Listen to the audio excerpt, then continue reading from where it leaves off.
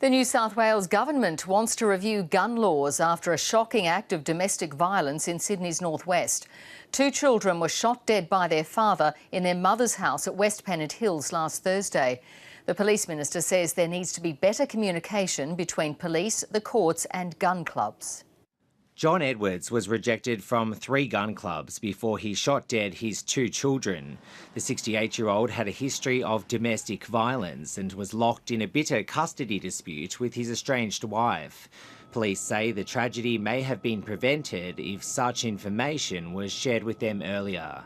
If there's a piece of intelligence on the police system, then that is factored in anyone seeking to gain a gun licence. So far this year, over 30 women and children have died at the hands of the person who says, "I love you."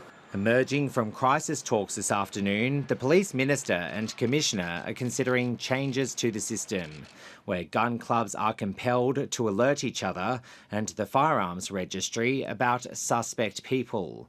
Greater information sharing between the family court and police, particularly in custody disputes, and allowing doctors to reveal patient mental health records during a firearms check. That it is not actually possible to tell who is going to be at higher risk of committing a violent act or, in fact, committing some sort of gun violence. The obvious question is why John Edwards was allowed to store his guns at this shooting club when he was rejected from 3 others. Perhaps even more pressing, why the state's Firearms Registry granted him a licence in the first place. I'm sure there are plenty of other examples of people similar to that gentleman in the same psychological condition that have had licences refused in the past.